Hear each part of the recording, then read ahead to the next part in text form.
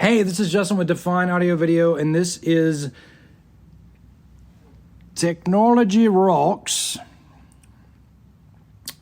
Pod. You sure? You sound unconfident about that. Technology Rocks? And now you're questioning it. This is our podcast as we edge into what we call the home theater series. The reason why it's going to have to be a series is because it's too big of a topic to cover in one shot. You just can't do it. There's too many directions, too many things, and too many subjects, and too many questions, and it just can't be covered all at once. I think that's safe to say, correct? That is very much correct. Very much correct. Okay, so today we're going to cover... I don't want to keep doing just the basics stuff, but we're going to kind of Batman origin story this for a minute and start with the basics for those of you that are trying to design a room and have questions about designing rooms and whatnot, because we get questions about this kind of stuff all the time. Well, you got to get the basics out of the way before you can go any deeper into it. Correct. Yeah. No, for sure. Yeah, for sure. And the basics start with, we kind of break it down into a few different rules. Rule number one is make it worth the trip upstairs. Most media rooms are upstairs, and the problem is that TVs in living rooms have exponentially become larger. Most people started out with 30-inch televisions when they were kids, and now it went to 40-inch, and now 50-inch, and now 55-inch, and now the average TV size is bumped up to between 60 to 75 inches. And it's not a square anymore, it's a rectangle. It's not square anymore, it's a rectangle, and that adds a whole bunch of other complications too if you have built-in entertainment centers. But in most general cases, if a end user has a 75-inch TV downstairs and they put a 77 upstairs, they're not going to use it. They're just not. The reason why is because it's just not big enough to. Well, yes and no. Okay. I'll follow it. I say, if it's upstairs and the kids' rooms are up there, they're going to use it all the time. Sure. It'll get used. They're going to incorporate video game systems and all of that. But for the intended purpose of it being a home theater, and the parents' room is downstairs, and the TV is the same size, no, they're not going to go up there. So put it this way, make it special is what we're getting to. It's,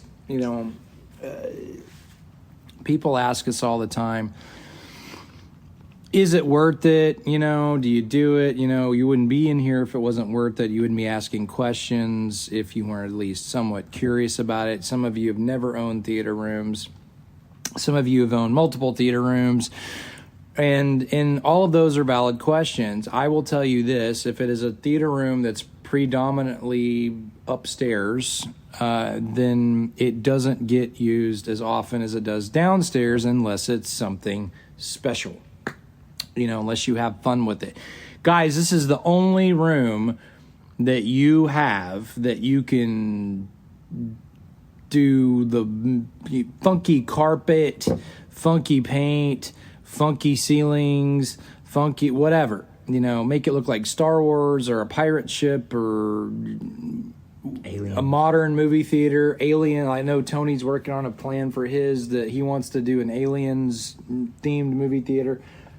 Yeah, that's going to involve all kinds of foam and carving tools. Right, but this is the only room where you guys can have fun. But I can tell you this, and I'm not the best example because I see it every day, but if I come home from work, I'm not going to make a trip upstairs to just watch a TV. I'm just not going to do it. I don't care if it's an 85-inch TV or a 77-inch TV. I'm just not going to do it because What if they were a 100-inch TV?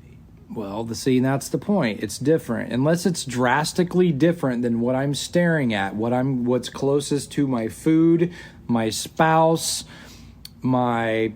What if the sound system was considerably better? My bedroom, probably not still, because the thing is I'm tired. The last thing I want to do is go up a flight of stairs to go what I can do downstairs, unless my spouse is mad at me, and then I'll go upstairs and do my thing, or it's something I don't want to watch, and then I'll go upstairs and spouse mad at me. Well, there's that too. So I mean, most of the time I deserve it, 99% of the time. So, but anyway, the point of that is make it special, and that's what we want to do here for you at Define. Is we want to make the room special. We don't want to make it just like your living room and throw speakers to put speakers in there and throw a TV to put TV in there. And some people have already started, some people already have the TV, and that's fine. That's okay too. I'm not saying we can't do that with that, because your watching habits better than we do, because we have to learn how you watch your television and kind of go from there, so but the first rule of building a home cinema is to make it something drastically different than what you have downstairs. Well, also is to make it more like the theater. When you used to go out to a movie theater, if you make it more like that, otherwise you would just drive out to go see a movie. Correct. You can still do that, and I still encourage you to do that. I'm not saying you can't do that. I'm saying, but the point in building one at home is to make it to where you don't have to do that. But right. If it's the same as your regular TV and doesn't, or just slightly bigger, it doesn't sound closer to the theater experience, well then. So that's what I would say rule number one would be. I would say rule number one would be make it an experience. Lean on an expert to make it an experience. And there's a lot of information that your home expert will need to do that. So if you want to go in prepared to a meeting like this, if you want to come into whether it be Define, whether it be Icon or the Grid or whoever, it just doesn't matter. We're all in the same family. Whoever you go to, just go prepared. Have your room dimensions, have your ceiling height, have a basic idea of the layout. Pictures are even better. Pre-wired, how many speakers is it pre-wired for? Pre-wired for. So for those that need to know what that means, pre-wired means it's blank. Typically in your theater room, you'll have these blank wall plates all over your room, and however you count the wall plates, except for the one that's obviously on the TV or the screen wall. For the projector plate where there's usually a power outlet in the ceiling. Count the wall plates and you'll have a general idea, and kind of annotate where those plates are. That all goes to step number pictures, 1. Even if they're just pictures on your cell phone. Yeah, pictures. They wonders. They don't have to be. We're not asking for blueprints. A lot of times we can look up your home address and kind of get a lay of the land from some of the real estate pictures that are out there, unless it's a brand new home. Or if it's a brand new build, then bring your blueprints. There's nothing wrong with having a set of blueprints. Most AV integrators and most design teams are smart enough and savvy enough to look at a good set of blueprints, and they can really I can design down to the 1/4 inch by looking at a set of blueprints, assuming that the blueprints or the measurements in the blueprints are accurate. But most cases they are, because they're really good about that. So, but have those things ready. Have those things ready for your expert. For those of you, the thing that we get asked is they're looking for a barometer. Most people just don't know where to start, and they don't understand. Okay, Justin, how do I budget for this? Or Tony, how do I budget for this? Or what are the general rooms that come out of this place? And how much does one of these rooms cost? Because if we're talking about swimming pool cost here, we're talking about small car cost, are we talking about, a tire cost. Mortgage. Yeah, second mortgage, and the answer is yes to all of those things, depending on what you want to do. Guys, we can design a theater that'll cost you as much as your house. Yeah, correct. But what I would say is you're the gas pedal, and if you don't have you're the gas pedal feeling when you're meeting with a home theater advisor, then it may not be a good fit for you. You never should feel like you're sold on something or sold on a technology or sold on this. The decision is always yours if you're working with a good cinema designer or a good home designer with trying to figure out what you want. In these conversations you're going to reach you'll reach what I call a no compromise item. Like, Justin, I have to have this. Tony, hell or high water, I want a Kaleidoscape, or I want a JL Audio subwoofer, or I want a Rel 6-pack, or I want 135-inch screen. I want a 135-inch screen with a JVC RS4100. There are things that I would say, and you'll know them when you get to them. Those are no compromise. I will not compromise. I will not accept less picture quality than this because this is what I love. And by golly, that's how you start building a special room that's an experience. That's what makes the difference between, you know what, anybody can put black paint on the wall, throw a projector and screen up in the air, and call it a theater room. But if you want to create a cinema and something that's an experience, that's a little bit different. And it doesn't mean you have to break the bank in half to do that. It just means you have to have a plan. And that's where your home theater expert comes into play. Is you have to have a plan. So rule number 1, make it an experience. Make it worth the trip upstairs. If you do not make it worth the trip upstairs, then you won't use it, and it will be the pool table that you use to wrap Christmas presents, or it will be the gym equipment that you just set stuff on because you don't use it anymore, and it will be the room that stuff just gets stacked in because you don't use it if you don't make it worth the trip. So that's always my rule number 1. If we're going to do this and we're going to go down this road, you got to make it worth the trip, and you got to make it worth the journey of going upstairs, or maybe you're lucky and it's downstairs. And if you are lucky and it's downstairs, you're not friends with me anymore. With that being said, so no, I've always wanted a theater room downstairs because I would utilize it the way I would use it more if it wasn't upstairs. But I'm a different breed because I see it every day. I see the best of the best every day. I see the entry level stuff every day, and it's just one of those things where once you're used to seeing it, it takes a lot to rejuvenate the old interest there. Spark. Yeah, the spark to find interest in making the trip upstairs in my case. So now let's get to the nitty gritty and the basics. So I would say, Tony, the one of the main questions, I guess as of recent, because we've had a large, no pun intended, a big change in the theater category, or in the 100-inch out in specifically category, would be television versus projector. Now, in a lot of cases, 100-inch TVs were in the 20,000 plus range. Now they're not so much because people have started making 98-inch TVs. You've got brands like TCL that have jumped in the game that are trying to compete with the big boys with bigger is, we can make a big one too type of thing. And that the 100-inch category has changed a little bit. And one of the main questions we get is, is buying a projector and screen worth it or not, in the 100-inch category. So I'll weigh in on it, and I'll let you weigh on it. So where this argument holds weight for me is my glass crystal ball prediction: you will not have a TV larger than 100-inch for mass market. You just won't. And yes, you can flame me and pitchfork me all you want. I know more than you do about this subject. I've been doing it a long time. For those of you that are the keyboard warriors, I'm calling you out. Let's have a discussion about it. So I'm going to go here. So, I'm getting on my soapbox. So hang on. So with that being said, I lived through the days when Screen Innovations made their hard screens that were 120 inches and 130 inches and 115 and 110. I lived through those days. I installed those things.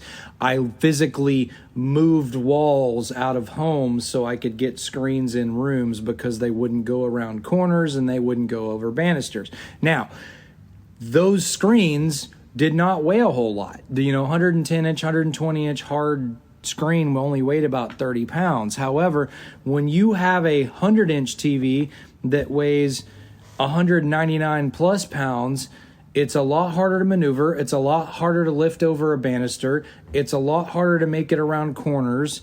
And it's very hard to get from point A to point B. Tony and myself have literally been in situations where we've had over 4 to 5 people trying to maneuver these things up tight staircases because we have to turn them end over end, and even cut holes in floors to get TVs. Yes, I said that correctly. I will happily show you the video. Cut holes in floors to get a TV in a room where it would not fit around a sharp corner. Now, that's dedication, ladies and gentlemen. I would not advise doing such things. My job and Tony's job is to keep ourselves alive and you married. But it doesn't travel well. It doesn't ship well. It weighs a lot. It's a slow ship. It's a fragile thing. It's room specific, where unless it's a straight shot into the room or a straight shot upstairs into the room, you're very much limited in the 100-inch category. So I do not think, because 100-inch TV prices have dropped, that it's going to kill the projector and screen category unless it's in the 100-inch size. Now I can see that being a battle because a good projector is about $5,000, screen's about $2,000. But if a 100-inch TV, from TCL is $4,800, then that's a hard argument whether it looks good or not. You know what I mean? So if you can only fit 100 inches. So that's my soapbox on that particular scenario. I do not think projector and screen's going anywhere. Micro LED technology isn't anywhere close to being A, affordable, and B, reliable. The micro LEDs that we have in the field, we have round the clock, even Samsung walls, we have round the clock things where we have to go replace panels and for dead pixels and things like that. So you also need special electrician circuitry and all that to make that happen. Yes, I would much rather carry 15 boxes that weigh 5 pounds upstairs than one 225-pound box, or dang near 300-pound box upstairs if you count the crate. So, Tony, my prediction is you're not going to see much larger than a 100-inch unless you can fold it in your pocket and carry it. Right. I love his. Right. So the other thing also is, honestly, with a TV, it's gonna look better, but the size is the problem. It's, as you were saying, it's hard to ship, it's hard to box, it's hard to move, and hard to mount, and it's harder to mount. So you got to have more people to mount it. It's not gonna be one guy mounting a 120-inch TV. What happens when the video board of that TV goes out? It's a lot easier to pull a projector down and service a projector than it is to pull a 225-pound TV off the wall to have it worked on. I'm sorry, it just is. And then if it does go bad, for the guy that we had to pull, literally cut a hole in the floor and put it up there, what the heck are you going to do with it? You're going to have to cut it in half to get it out of the room. So there's lots of variables that. Sorry, I interrupted. So that's my soapbox. I'm sorry. So also the thing is we've had, in the past year or so, we've had one guy that wanted a 150-inch screen, one guy that wanted a 135-inch screen, and you're not going to get that in a TV. Not for under $100,000. Well, also, that was a projection screen. We could build that in the room. Mm-hmm. Where with a TV, we're not going to build it in the room. You can't. That's well, good. unless it's micro LED. That's what I was getting to on the micro LED stuff. But that right there, as I have seen, requires a lot of maintenance. A lot of maintenance. It's not something, and also it is temperature sensitive. The micro LED stuff is temperature sensitive. You can't have that on a back porch and expect it to not be affected by freezing temperatures, or in Texas where we have extreme heat and moisture. Not that a projection screen wouldn't be, but it'd be a much cheaper fix versus a fix on something like that. Dollar per square inch projector is gonna outweigh the TV. Yeah, for sure. Absolutely. If you want to go bigger, if you want the cinema experience projector, I mean, there's only one micro LED LED that's IMAX size. There's 5 of them in the country. There's only one of them in the state of Texas, and it's in Richmond, Texas, at a Star Cinema Grill. In fact, I know the guy that built it. So, and it's still maintenance. It's still consistent. I see that thing becoming the norm. Well, it will be if it's affordable. But most of the time, if you're talking about a 4K micro LED panel, even in the theater market. Well, right. The basic price in a 4K micro LED panel is $250,000. It's over $200,000. To get over into the 135-inch category or above, to get that in 4K. Right. I'm throwing down the gauntlet. So when you got people like me that $28,000 for a car is a lot of money, they're not going to see a TV like that. Right, and so that's what I'm saying is dollar per square inch, pound for pound, projector is going to take you further, and it's going to create that experience. In my opinion, 100-inch TVs are cool. There's nothing wrong with them. I think the TVs are going to make a serious impact on the projector market. Sure, on the 100, I would say 100-inch screen sizes are dead. There's no reason to go with a 100-inch screen size projector and screen when you can buy a TV, unless you just want a projector. I would say it kicks the 100-inch projector and screen scenario right in the groin. I mean, 100%. Okay. I would say that. I will give you that. But if you go over 100 inches, you're talking about thousands of dollars per inch that you go up above 100 inches. Right. And everybody's like, well, LG's got their 98-inch OLED. Yeah, it's $30,000. It's $30,000 for a 98-inch OLED. That's what I'm saying. It's not affordable at the moment. Yes, but there's a problem with going bigger with less technology. Like a TCL, for instance, it's a 98-inch panel. The Samsung, for instance, it's a 98-inch panel, but it's not the best 98-inch panel that manufacturer makes. Sony Master Series. No, it's not the best one that they make. Now, Sony had their 100-inch panel, and it was a phenomenal panel. For whatever reason, they went down to 98 because I think they changed manufacturers. And it's still a phenomenal panel, but the 98-inch, when they started weighing in, it's not a coincidence that TCL makes a 98 and Samsung makes a 98 and Sony makes a 98, and that's not a coincidence. It's just who's manufacturing the glass, who's manufacturing the whatever. But so I'll throw down the gauntlet when it comes to a TV. Yes, TVs are going to look better, but do TVs feel like cinema? When you've got a 100-inch TV in a room, you've been in theaters with a 100-inch TV versus theaters with a 110-inch, 120, 130-inch screen. Does a 100-inch TV feel like a cinema to you? No, it feels like I'm watching a large TV. It feels like you're watching a really freaking cool TV. Yeah, but it doesn't give you that graininess. Well, I don't have like the light coming over me. Projecting at the screen. You can watch it with the lights on. There's advantages. I'm not arguing that. No. I'm talking about like with the projector, I have the light coming over me, which that's part of the cinematic thing. Oh, you mean you like that? Yeah. Okay. You're not seeing it as a disadvantage. Now, You like with that. a TV, yes, you can watch it whether you got windows or not, daytime or nighttime, doesn't matter. Yeah, that's great. But if you think of the traditional theater feel that we are still living in, it's not the same. It's not the same. There's something cool about It's not giving you that theater. the grainy. feel.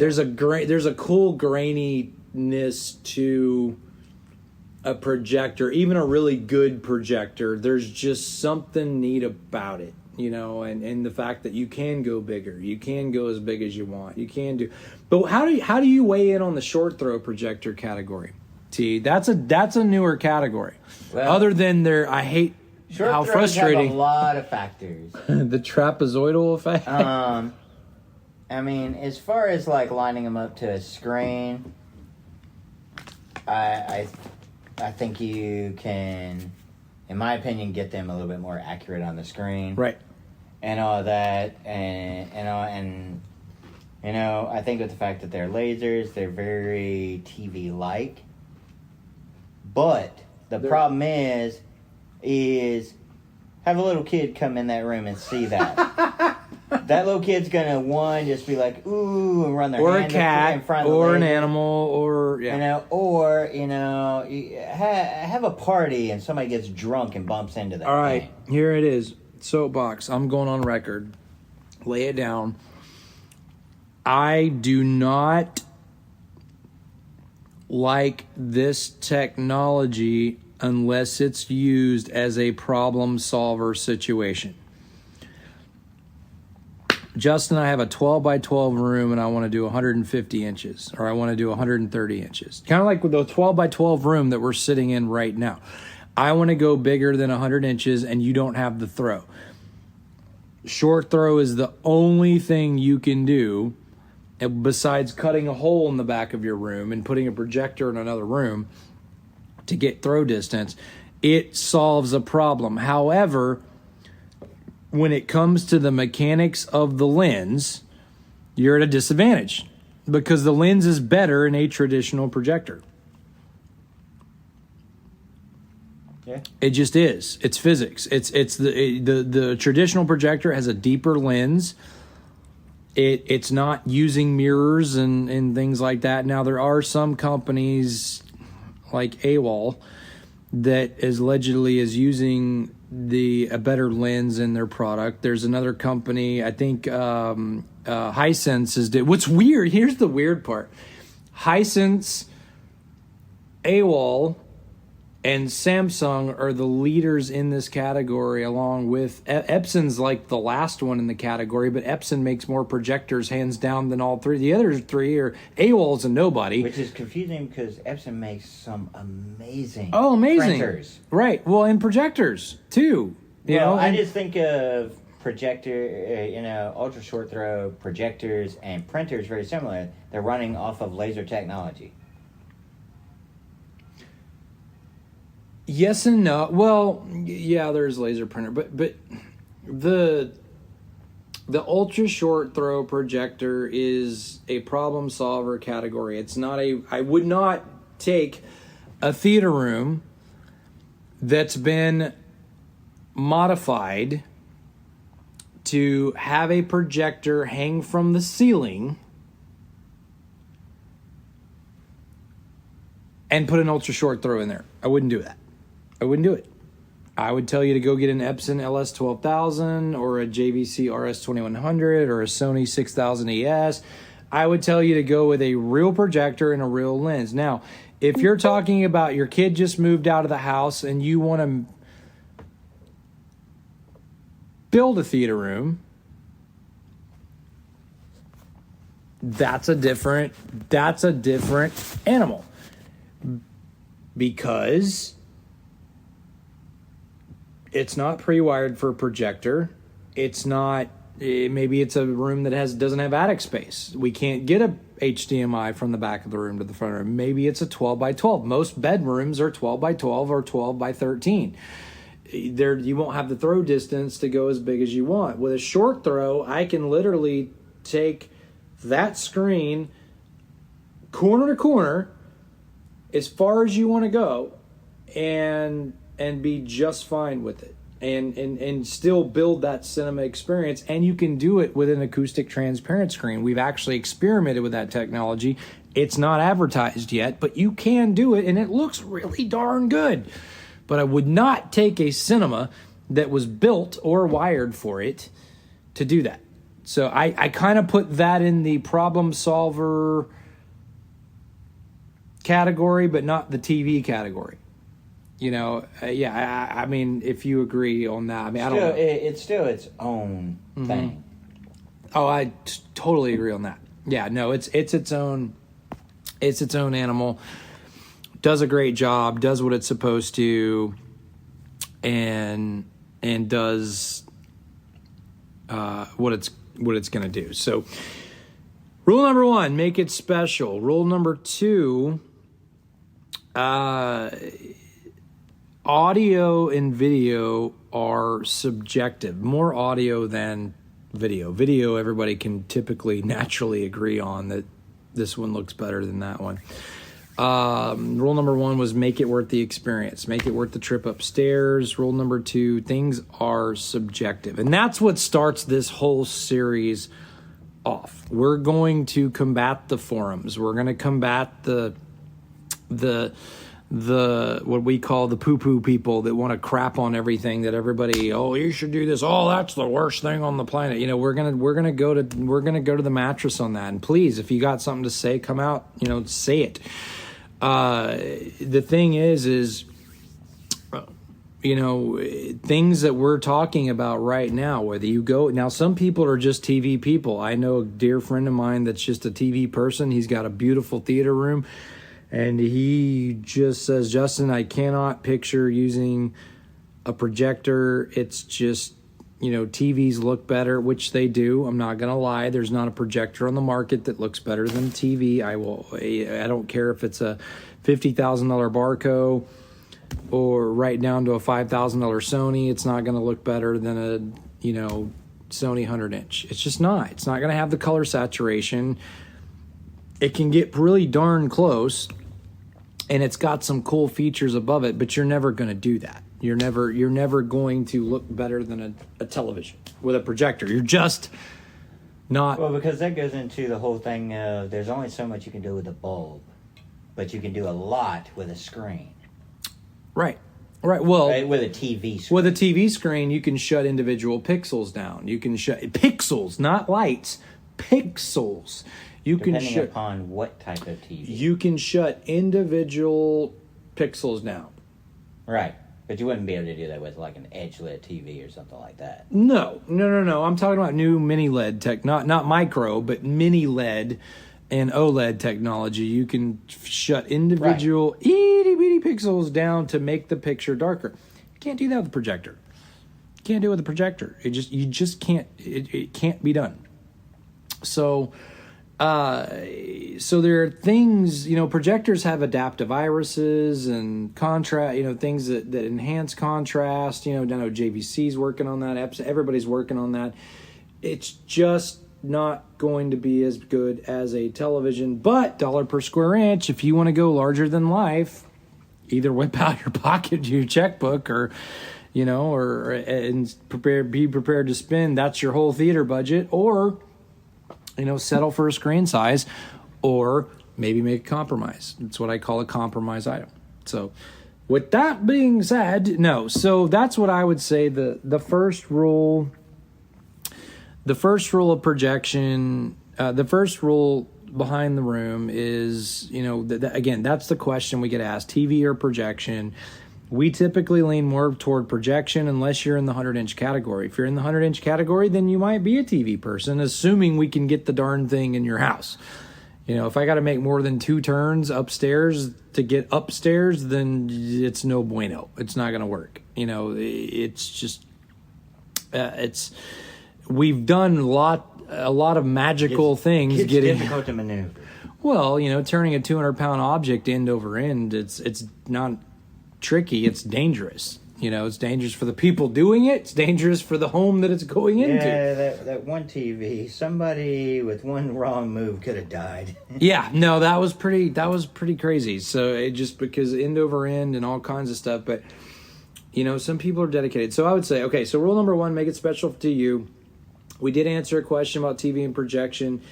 It kind of got off topic a little bit on that one. But rule number 2, things are subjective to you and your budget. Meaning, if you walk into an audio shop, don't listen to what I think sounds good and what Tony thinks sounds good and what other people think sound good. And for God's sake, forum people think sound good. Listen to what you think sounds good. And no, we can't tell you what sounds good because we don't have your ears. So the experience is always subjective to the listener. There are brands out there, and no, I'm not going to mention them, but there are brands out there that I absolutely hate. There's not because they're not wonderful people to deal with. It's just my ears can't stand some of the frequencies that they put out because a lot of it is a very forward type of frequency, and I just bright or overly bright and fatiguing. I cannot tolerate some speakers. And it has nothing to do with, it doesn't mean they're not well built. It doesn't mean they're well made. It just means it doesn't work for my ears. You know, so it's subjective. You know, Tony's the same way. There are speakers. Yeah, I just listen to them, and with me, I just listen to the speaker itself, and I think mine is more based off the EQing of the manufacturer. And some speakers, I'm just like, dude, that just doesn't work for me. That sounds horrible. But But there's other people that, I've mentioned in the past, thought a speaker was amazing, and I was like, whoa, I'm glad that sounds great for you, but it doesn't work for me. Right. Yeah, no, and there are a lot of speakers on. The thing about it is, when you go into forums, you'll hear either it's the best thing in the world or it's the worst thing in the world, or no, don't do this, do that. No, don't do this, don't do that. If you're talking to a really good system designer or expert, you will not hear that particular phrase come out of their mouth. Yep, I said it. I'm throwing the gauntlet down today, Tony. I'm throwing shots, and I'm just doing it because we're answering questions that we answer all the time. They're great questions. There's nothing wrong with these questions, but speakers are a very passionate, opinionated subject. And the reason why is it's because it's an emotional experience when you're listening to a speaker. Some people get stuck on brands, though, because that's what their parents had. Sure. Their dad had, and it's like, well, this is just what I know as being the best. Bowers and Wilkins, heritage speaker. They'll die by that brand, Yep. no matter how good something else truly sounds. Well, the same could be said for an automotive brand. Their dad had a Ford, and their dad's dad had a Ford, and their dad's dad had a Ford, and somebody had a Dodge, or same thing could be. Yeah, same. Bowers and Wilkins, heritage brand. Martin Logan, very heritage following. Things like Dyn Audio, niche but heritage following. Sonos Faber, heritage following. I mean, there's a lot of good brands out there that have heritage followings, but I would not base my experience off of what my friend has unless you like what your friend has. But evaluate what situation those speakers are in based on what situation you're going to put them in. So case in point. There's another phrase. Case in point. So I can say that and not be made fun of by Ian. Yet. Yeah. No. So case in point. My friend has Klipsch, right? Mm-hmm. And man, I'll go in his theater room and it's rocking and my nethers are shaking because the sub's hitting me in the right speed. Just everything's great. And I want to buy Klipsch because my friend has Klipsch. But your friend is in a 17 by 28 room and you're in a 12 by 15 room. You know, in certain applications, certain speakers don't work. I'm not saying now. Here's my public service announcement. This is not an advocacy against clips or anything about different brands. It's just an official announcement. This is a case in point situation where I'm just mentioning a situation. Well, it's also like, you know, somebody using a PA or QSC. Yeah, use a QSC in a tiny room to make a DJ effect when you're blowing people's faces off because you can't get far enough away. Like a perfect example is I had a guy come in when I worked in the garbage company. Yeah, the garbage company in Atlantic City, and the guy came in and he wanted an 18-inch subwoofer for his theater system, and I was like, "Well, it's not going to sound good in your house." And he was like, "Oh no, it's gonna be great." And he was like, "Just he's like, just give me one of those and all that." And I was like, dude, I'm telling you right now, it's going to sound great in your neighbor's house, but you're not going to get the effect in your house. And he was he refused to listen to me and all that, and then he ends up buying one. And then literally before we closed that night, he brought it back and he was like, it sounded great in my neighbor's house, but the bass just wasn't there. I was like, well, remember when I told you that speaker is designed to throw 50 feet and will sound good 50 feet away? About how far was it in your neighbor's house that it felt good? It was like about 25 to 50 feet. I was like, well, there you go. So I just had a light bulb moment when you said that. You know, that goes the same for showrooms. Where if if the room is not relatively close to what the size of your room, it's probably not. It can sound... It's going to sound different when you get it to your home. Sure. But if it's a situation where the speaker is overly forward, let's use the word forward, and I use Cliption as an example, ladies and gentlemen. I'm not bashing that brand at all. They're just a very brand. They're a very what do you call it? Event specific or situation specific type of speaker. But just because you liked it in your friend's house that's huge and open doesn't mean if you contain such animal that animal can be controlled. And so just be very careful with that. Listen to different things.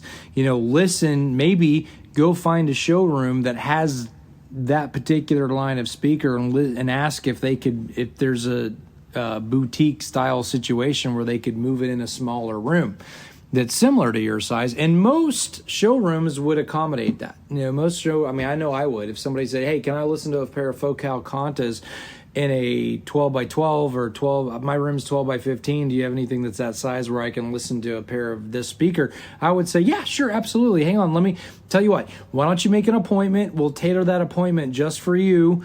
Shut the showroom down so we can cater to just that." Lots of showrooms out there will do just that. Now, Best Buy won't, but certain showrooms will do certain things like that because that's important. But what I'm getting at before I jumped into, this is why it's got to be covered in a series, Tony. It's just so ping, ping, ping. You jump in this there's so many cool little nuggets and trails that you can jump into in this conversation. Right. But with that being said, Ian, with that being said, listen lots. Listen to lot. There was an older gentleman that I used to work under. He's dead. God rest his soul now. He used to say, listen to lots of things, but don't listen with your wallet. But listen. Hey, there are speakers, my favorite speakers on this planet are, and I'm going to tell them myself, if I could have a dream speaker, it would be Wilson Audio. It would be a pair of Wilson Audio. There's a pair of there's a certain style and brand and series of so speakers, and I've never heard a bad presentation of that particular speaker. Doesn't mean other speakers don't sound good, so don't get hurt on that. It just means that it checks all the boxes for me. Now, the thing I haven't heard them in is theater. I don't know how they sound in theater, but I'm sure they're amazing. But if I was going to build a 2-channel system, that would be in my lineup for sure. So, if I was shopping with my wallet, it would not, I couldn't even pronounce the word Wilson, and which most people do. But this is how Wilson. No, it would be Ilson or son. Yeah. No, so what I would say is listen to lots of things before you ask how much they cost. What you do is you walk into a dealer and say, I want to listen to a few sets of entry level, a few sets of mid-level, and a few sets of high-end just because I want to screw myself up. But here's the thing. If you get stuck on a brand that you like, you can always go higher or lower in that series, or you can say, okay, I love this, but I'm going to have to live here if I buy it, type of thing. Or you can say, I like this. Is there anything in this lineup that somewhat sounds like this? Tony, I like the GT500. Can we test drive a Mustang GT or a Camaro SS? That type of thing. It kind of goes across platform. And then once you start finding your sound, not my sound, not Tony's sound, not anybody else's sound. Once you start finding your sound, what sounds good to your ear? Stick with it. Stick with that sound and build off of that sound. Now, that may mean that you need to leave and save your pocket pennies. That may mean you need to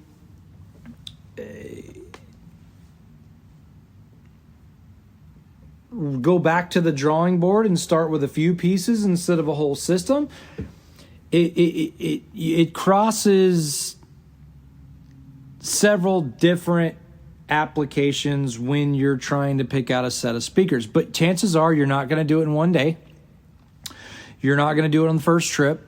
And travel. If it means you got to drive to Dallas, drive to Dallas. If it means you got to drive to Austin, drive to Austin. If there's a particular brand of speaker and they're in New York, then go to New York. Who cares? But if you want to but that all goes back down to rule number 1, doesn't it? It goes back down to making the room an experience because you picked it out based on expert opinion, not forum opinion, not sound and vision opinion, not YouTube opinion. I mean, I see people review speakers all the time on YouTube, and I'm like, this is playing through my iPhone. This is the dumb. It's like a Sony OLED commercial on my phone. That's not an OLED. You know what I mean? It's like, well, I see you're advertising a great TV, but it doesn't look great because it's coming across my crappy TV. You know what I mean? So well, that's like listening. I love when people do their demos of speakers on YouTube videos. It's like, but if it's going through my phone, how are you going to pick up fidelity? I'm not going to sit there and go, those sound amazing. Tony, would you go buy a Dodge Ram 4x4 truck because somebody said it was great on YouTube? Would you just go buy one? Like walk right into the dealership and say, that's the truck I want? My money. No. Because so-and-so said it was good. No. Then why do people do it with audio video? Why do people do it? Why do people trust complete strangers with audio video? Because there's multiple people in forums that are not pooping on a product. They're saying, do this, do this, do that. Was it peer pressure? Okay, but you got to understand that some of those same people are the same people that are going to hear that guy on the YouTube video say, this Dodge Ram 1500 4x4 is amazing. There's no better truck out there. And they're going to go buy it because that person said so. And they've got, a million followers. I don't care how cool Matthew McConaughey is. Lincolns aren't cool. I know, but what I'm saying, though, is like, you got people that are going to sit there and say, Matthew McConaughey drives this car, so I should because I want to be like him. All right. Does that mean you can slam dunk a basketball goal if I give you a pair of Not Air if Jordans? I'm riding in a car that Matthew McConaughey drives. Or give you a pair of Air Jordans? No, but a lot of people think that it's going to increase their game. I think it's the hottest shoe I've ever worn in my life, and I just... And what he means by heat, like... Hot temperature-wise. Like my feet are on fire. I have a pair of those stupid breathing things. on it. I have a pair of those stupid things. It's the dumbest thing I ever purchased, and it just... You should have just bought yourself some Airwalks. I don't know. Anyway, we digress. So, why base an opinion off of something that's... Here's what frustrates me the most, and we're getting into really sticky territory on this one, and that's fine. This is what a lot of people think that the people that are doing those reviews are doing them unbiased. So here's what, and there are some that do, but there are a larger percentage that are not. Lucrative monetized persuasion. I'm going to rate these seats because I was given a whole row for free, you know. They look great in my theater, so they will look great and feel great in yours, but you got to pay for them, right? No, so you got to pay for them. I got them for free, right? So, man, we're gonna get a lot of blood on this one, but you know what? Maybe that's what we need to do. You know, here's the thing. It makes me mad. It makes me mad because we made the investment in the lines that we have. We made the investment. Nobody's just sitting there giving us these. Nobody's demos. giving us this product. We're them. purchasing it based on what sounds good, and it, to us, again, it's subjective. What sounds good to us, you may think sounds like crap, and that's okay. But because you need to keep, if it doesn't sound good, you need to keep searching. But if it does sound good, don't let an idiot on a forum sway your persuasion because it was reviewed 5 out of 5 out of 5 out of 5. It's just, it does not make sense to me why people base large decisions like that on that. So, and again, that got into something else. But what we're trying to say is listening is subjective. You need to listen to a lot of stuff. And whether that means you get your butt in a car, because I think we've gotten lazy with that. I think people go to reviews or they'll go to Crutchfield and see the sticker. It says best of 2024 or whatever. And they just, okay, this is the best of 2020. But to who? Well, back in the day. A deaf person? A blind person? Who is it the best of 2024? Well, back in the day, my family could have gone to Humble and bought a dining room table. But we drove to Humble, and then we drove to Gallery Furniture. And we ended up buying the one at Gallery Furniture because it ended up being the better one. In fact, my family still eats off of that same table. But if we had to just went to Humble and bought whatever was at, Deerbrook Mall, who knows? We probably wouldn't have that same table now. So, but we didn't know without going to the two different stores. And whether you buy from us or you buy from the Grid or Icon or whoever, any of these other doesn't matter. They're all great people. They're all good people. We know somebody at all of those, and if you buy from them and they had what you wanted, well, then that's what matters. Of course we would have liked for you to buy from us, but not the point. You got what you wanted, and that's where shopping around. The same thing with cars nowadays. You don't just go to one dealership. You go to different dealerships and see what they got. The experience is subjective. The brands are subjective to the listener. I am not going to stand here and tell you that one brand is better than the other because it's not my place to. My place is to be an advisor. That's what Tony and I are. We are brand advisors. We're directors. And based on and people are different. Some people are Martin Logan people, some people are Eclipse people, some people are Focal people, some people are Bowers and Wilkins people. Some people can't hear at all and have no opinion whatsoever, and those are easy. But that's what we listen to also is we listen to, hey, well, what is it you don't like about this speaker? Right. And then we can sit there and say, okay, we look for the head jerk. With that in mind, but even I look a little bit deeper sometimes. I'll ask them, I'll be like, well, is this one too much highs? Because I can say bright or whatever, say all those industry terms, and people be like, I don't know what the hell you're talking about, dude. I know, but if I'm like, does it have too many highs or does it have too many lows? Or the vocals and the song falling in the background? What's happening? And then from there, I can sit there and direct them to the next speaker based on that knowledge. Well, the other thing that I would also suggest is listen more than 5 minutes. You know, again, and schedule an appointment with one of these firms, whether it be us or them. But because here's the thing, you may damn it, I almost messed up. Oh, I cussed. Wow. All right. So you may like something for a 5-minute song, but you may not like something for a 3-hour movie. You know, and that's what you call fatiguing. You know, if something's fatiguing in the first 20 to 30 minutes, well, it's not going to be less fatiguing in 3 hours. You know, and that's the thing, is that's what you want to look for. We call it forward instead of, we feel fatiguing is a negative term. We like to say forward or bright. Forward meaning it just, hey, here I am, you know, type of thing. But if you're going to hit somebody with more than 5 minutes, you're going to have to give them a break in between speakers in order to reset. Yep. And then you go back, and after the break, you go. Otherwise, you're just going to take them from fatigue to even more. And after the break, you go back and forth. You just go click, click, click, click, click, click, you know, and just see which one they're drawn to. Most people for cinema are drawn to warmer speakers because you're listening. A movie is longer than, you know, you typically listen to music. You know, most people don't sit there in the dark and listen to music for 3 to 4 hours unless your name's Tony.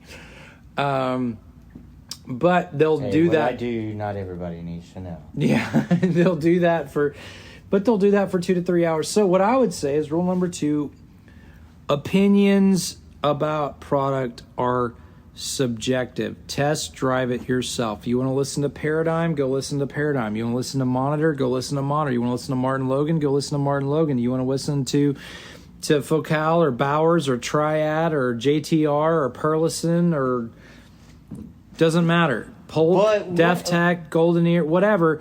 It's all subjective to your taste. But one thing I'll stop you with by saying is also don't listen to, hey, this is the best recording to listen to on these speakers to give you the idea of what they can truly do. No, what the best thing to listen to is, from cinema, watch a movie you've seen 100 times. So if you've seen The Matrix 100 times, don't go pull top 10, 20 audio tracks to listen to on a pair of speakers off of a forum and then bring it in here. If you haven't heard it. You know. A song you know. Right. Like, if you've heard Journey, Don't Stop Believing 1,000 times, which I think Tony will happily take care of you. No. but that was ugly. But for instance, if that's a song you know, or if you know "Working Man" by Rush, and that's just like your jam, and you know that song, you're gonna know how it sounds, no matter what speakers it sounds on, and you're gonna know if it doesn't sound right, whether it be too high. So too Tony, low. that's a great segue into a different podcast.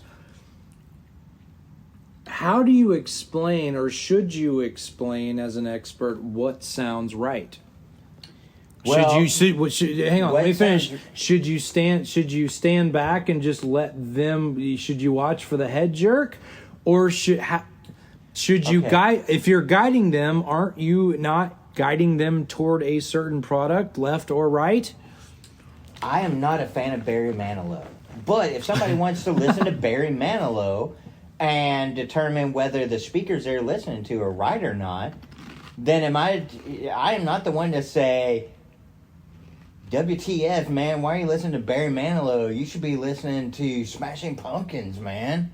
Which is horribly recorded. But not the point. Because you're talking about Eric subjective. Cartman on a microphone. More like the brother from Small Wonder. Oh, I will never unhear that. You can see that now, right? I will never unhear it. For all you out there, you're welcome. Yeah.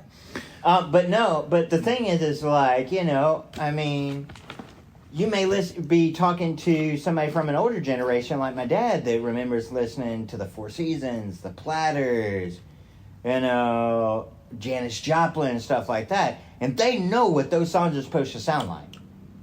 Versus the next guy that comes in that's, no offense in this term, this is not meant to be rude or anything like that. It's just based on the title of the age group. But millennials, which are used to listening to Blink-182, Sum 41, stuff like that now, which they're going to know what those songs sound like because they've heard them on the radio a billion times. And when I say heard them on the radio, they're used to hearing them in a bad way.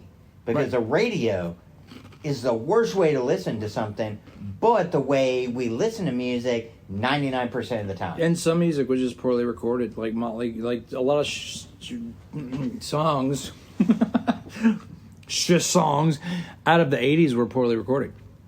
And that's why people give me a lot of crap because they're like, "Oh, why would you listen to that?" Because I do. When he says people, he's talking about me. But when I listen to something of like, hey, I want to hear how a speaker sounds, I'm going to take something like Hate Breeders by the Misfits. Right. And I'm going to listen to that. And people are going to go, holy crap, why would you listen to that? That was horribly recorded. But there are things I'm going to hear in that if it's a good speaker, I'll hear. But to somebody else, like maybe Justin here is going to say, man, that just sounds like crap. But there's, once again, those things that I'm hearing that a bad speaker will mask. But does that make it a bad speaker? And on a personal level, yes. On a personal level, if it masks those sounds... So this is I feel like I'm losing. This is a whole nother heated debate, but because we got to write that down because that's a brilliant. Write this down because Justin won't remember past his no. Justin has Dory syndrome. So what we're trying to get back is, or Patrick said, audio is subjective. Speaker brands are subjective to what you like. Our job as an expert and as an advisor, which that's what we are to try to unlock that Pandora's box for you. It has nothing to do with budget, has nothing to do with price, has nothing to do with trying to push you toward one product or another. Because to me, in some cases, product reviews are silly. Because as Scar would say, be prepared. Right. Well, the thing is I've heard a lot of 5 out of 5 star speakers that just sound like ashtrays. They just sound horrible. Well, I don't know what an ashtray sounds like, but that was just scratchy. I was trying to think of something gross. But anyway, they just sound horrible because they were 5 out of 5 star review or 10 out of 10 star review or this and this. We're trying to keep you from making that mistake by auditioning different types and shapes and sizes of speakers for this particular application. If you're coming into the Audition Home Theater, I'm not going to sit here and play Diana Krall and Dave Matthews and Eric Clapton and all this other crap on a pair of speakers. Which those are great recordings. Don't get me wrong. But I'm going to bring those speakers over to a home theater demo and demo those speakers on a home theater. A lot of times Musical, though, will test a speaker up and down on your frequency bandwidth on highest highs and your highest highs and lowest lows. The thing to really give a speaker a really good test drive is a female vocal because it has all of that. It has baritone and it goes all the way up into soprano and so but anyway, rule number 2, listening is subjective, so you need to listen. When I say need to listen, go listen to physical things, not idiots on forums and not YouTube. Sure not that there's not good people on forums or YouTube, not saying that. But why base a several $1,000 opinion on something that a complete stranger says sounds good, but ignore the person standing in front of you in front of hundreds of speakers, and yes, this goes to Best Buy as well, based on what a some stranger says sounds good. Go listen to it. It's But part also of the make fun. sure that the person that's showing you the equipment is listening to you also. Listening to you. That's brilliant. Please elaborate. And what I mean by that is, like I touched on earlier, when you listen to a speaker and you go, I just don't like this. And they should be going, okay, why do you not like this? Is it too high? Is it too low? Is it muddy? Is it, what would you describe being the problem with? Because a good sales guy is going to say, okay, well, if that speaker is too quote unquote bright, well, then let me take you over to this speaker and let you hear this one and see if that alleviates the problem. Because if it doesn't, then I've got another solution. And they're going to help you find the right speaker based on what you're saying you're having the problems in your listening. I can't disagree with any of that. I think that's the difference between a salesperson and a advisor or advisor. We don't have you're sales. Still, quote unquote, call it a sales. We don't have sales. No, I will literally wants to make me kick somebody in the groin when they call me a salesperson. I'm not that. I'm an advisor. I'm not selling you anything. I'm guiding you. You ask me a question. You're telling me that you want to spend an amount. I am helping you find the best solution that fits your application. I'm not pushing something on there because management told me to push this line. That, to me, that's a salesperson. That's the world that's the GC. That's the garbage company world. The Dine audios are about to turn. Push them before they go bad. Right? Yeah. No, we don't do that here. Not that Dine audios are bad. That's not. No, he wasn't. You weren't saying that. I was actually. We actually had a guy come in here yesterday a few days ago that wanted to listen. That his buddy had clips. He wanted to buy clips, and then he listened to Dine and said, "Oh, what's that?" And I said, "Well, it's not this. It's not clips. It's this." And that's okay. But if he had said, "Well, I still want clips," that's okay too. I'm going to sell you what you want because I see it like this right here. If I sell you on something, not help you make a decision, but just sell you on something, then you're going to be driving home and be like, man, why did I buy that? I should have bought what I wanted. All right. Instead of, saying, hey, well, I liked what he played, but I really like what I bought better. And then you're not sitting there going, I really should have bought what I wanted instead of listening to that guy sell me on something. Hey, you know what? I'll tell you a story. My first audio system that I was old enough to purchase on my own. It was over $1,000. It was over $1,000, which is a lot of money back in the early 2000s. Well, still a lot of money today, but a lot of money back then. And I went to, again, 24 years ago, before I was hooking up stuff, but I didn't really know a whole lot about brands.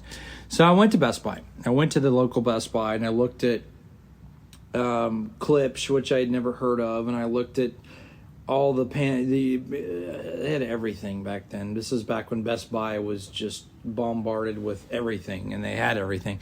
So I ended up, and here this is where you're gonna laugh, and I'm gonna get flamethrower, but here I'm gonna tell on myself as a consumer. I ended up in the Bose section. Yep, there you go. Go ahead, let it out, Puffball. Go ahead. Or Scuzzball. That's what Ghostbusters said. So I ended up in the Bose section.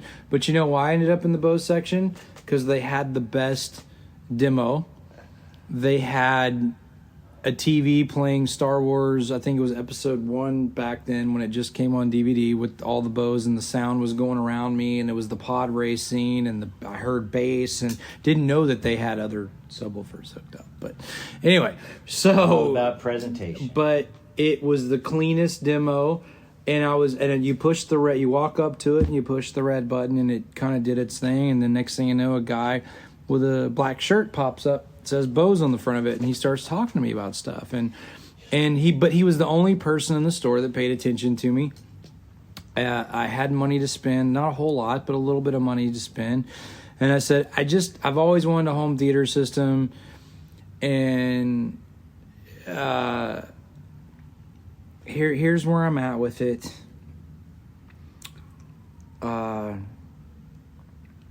In this seems like it sounds pretty darn good. Well, what I didn't realize is it was about a 7-foot aisle, and the speakers were about 4 feet over my head.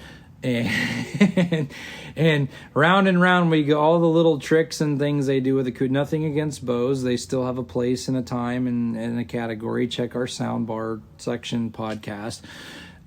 They still have all the things that do the things. And I was so excited. I was like, okay, how much is this system? And he said it was $9.99. I bought an Acoustimass 10, AM10 system. And there was an AM15, but he said, oh, that's 6.1. 6.1's not worth it. But you still have to buy an AV receiver. And I was like, okay, so I did that. Went to the next aisle, bought a Kenwood because it had the THX logo on it. Felt great about my purchase and clicked my heels. And I was so excited. And get home and I start hooking it up, and my ex is looking at me like I'm crazy, and I'm just so excited about all this stuff, and this is going to be the coolest thing ever and everything. So I was so excited that I called my older brother, Jason, and talked to Jason, and it took about a 2-minute conversation to deflate my balloon. My balloon. But he was like, well, what other brands did you look at? And I said, well, I didn't. I looked at what Best Buy had, and he goes, what stores did you go to? I said, well, I didn't.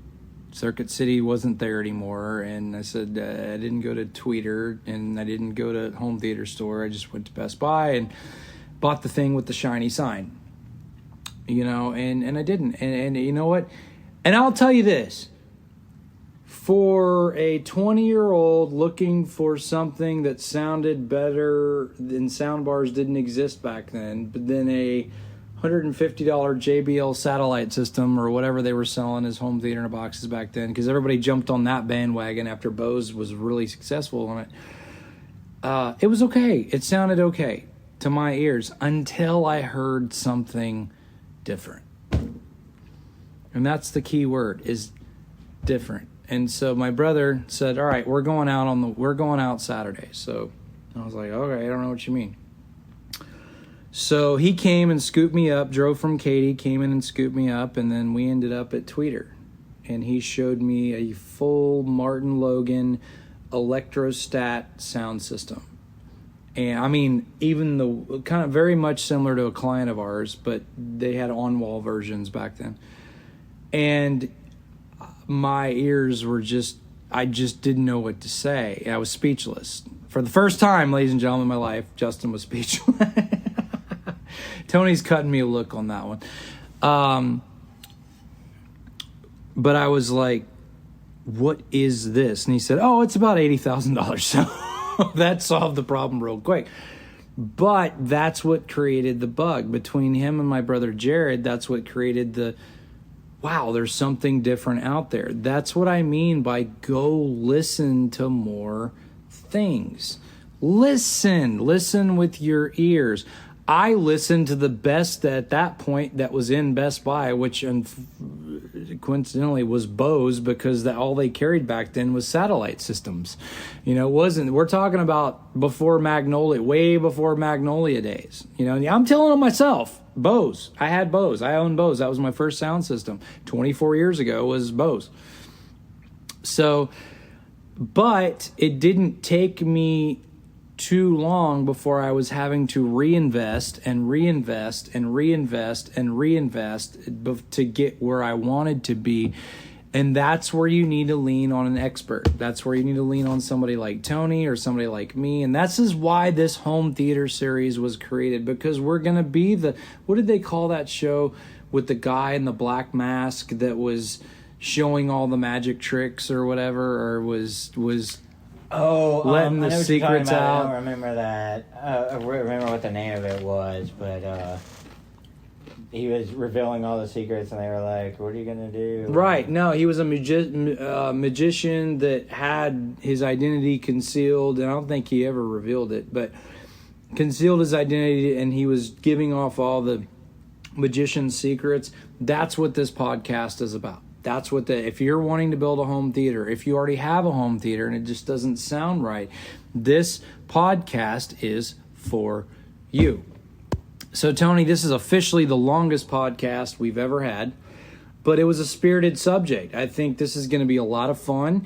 Assuming that you've listened for the hour and 14 minutes and 36 seconds. It was called Breaking the Magician's Code, and it was Val Valentino. So, assuming you've listened this far, this is what this podcast is for. And we're going to cover room acoustics. We're going to cover theories. We're going to cover DTS-X and Atmos. We're going to talk to industry professionals like Ray Garcia that works for IMAX. We're going to talk to industry professionals like Anthem and Paradigm and Kaleidoscape and Focal and Martin Logan and Dine and all the different brands that are out there to get them to highlight their brands, but not sway your opinion, but just a very in-depth highlight that makes it fun, keeps it fun, and not Ben Stein-like. So hopefully you've enjoyed this. This is our first of the home theater our home cinema is a very important subject to Tony and I's career. I've based my life off of it at this point, building and helping individuals just like you build your home cinema. And people like Tony that we have brought on board from an engineering perspective. But this is a very important topic for us, and so we're very passionate about it. And this is why it needs to be, as you could probably figure it out by now, its own series. So I think that's a cast, unless you have a rebuttal. No, I think we've gone as far as we can go in one. Today. That's right. Yeah. So that's a cast. I'm Justin. And I'm Tony. And this is Technology Rocks Podcast. Please, please, please like or subscribe and rate on these channels if you enjoy listening, because that helps. We've got an analytic team that's actually watching our numbers right now. I think today we went over 378. So we grew by 78 listeners in a day. Mind blown. So apparently we're doing something right. This is probably one of our more controversial topics that we're going to get into, where we may be a little bit opinionated. We're going to get heated because it's just where our brain goes. But please like or subscribe on Apple Podcast, Amazon Music, Spotify. You can find us on defineav.com. You can find us on DefineAV on our Facebook portal. And message us if you have any questions. We had wonderful questions yesterday about one little feature that they just didn't understand what that meant. I cannot tell you how happy that made our hearts to be able to just jump in there and answer those questions for you, because that's what we're about. That's why we do what we do. This is what makes us happy. You know, this podcast has kind of breathed new life into what Tony and I do and what the team does. But subscribing helps. Subscribing helps because we can do all kinds of fun, different things on a pathway to all that. If you have any questions about this particular topic or have any opinions that you want to weigh in on, we'd sure love to hear it. Please call us 281-296-6600 or reach out. Now, one listener actually asked today, what is Apple Podcast? If you look on your iPhone, so Tony's going to be no help on that one, there is a purple app called Podcast. If you go to your search bar on your iPhone and type in PODCAST, sorry, forgot how to spell, dyslexia strikes again. It's called Podcast. There is an icon for that. Type in Technology ROX, not ROCKS, because apparently that's an energy drink for whatever reason. Yes, there's an energy drink called Technology Rocks, or TR, in England that we can't use ROCKS. So anyway, ROX. reach out to us. We'd sure love to hear from you. That's a cast. I'm Justin. And I'm Tony. And this is your podcast.